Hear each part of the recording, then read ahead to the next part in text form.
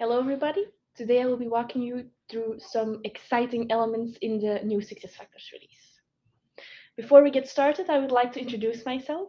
My name is Jolien and I am the Focus Lead for Talent and also a SuccessFactors implementation consultant. Before we really dive into our subjects, I want to highlight some dates. The 28th of April is when our release was done in the preview. That's about 2 weeks ago, I think. And then the 2nd of June is when the release will be out on the production environments. I like to highlight these dates as I want to make sure that you thoroughly test the new elements that are out in the preview instances before we, of course, roll them out on the production environments. Okay, let's dive in. So for Patron release, some elements I wanted to highlight. The first of them being the new Horizon theme. As you can see on my screen, it's all a little bit softer, it's all a little bit more round. The lettering is changed a little bit as well. This was rolled out for the most used pages in SuccessFactors. So those with less use have not been rolled out with the new theme yet. SuccessFactors is of course working on that. The new theme will be coming to those pages soon as well. Something else I wanted to highlight for you is the new to-do cards. You can see two highlighted on my screen. The one in the middle is an approval for a mentoring request, where you can easily select yes or no. And the other one highlighted is on the bottom of my screen. There you can see a push to a new onboardee to complete their profile.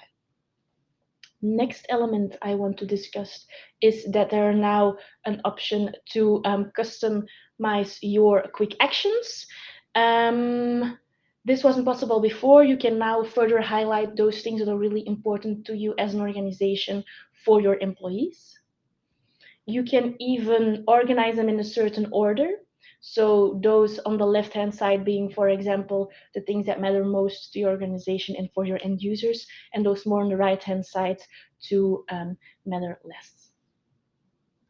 Next thing we're going to dive into is an element of the learning release, a very important one, as the enhanced course home is now pushed for all of your end users. So this is rolled out on the preview environment.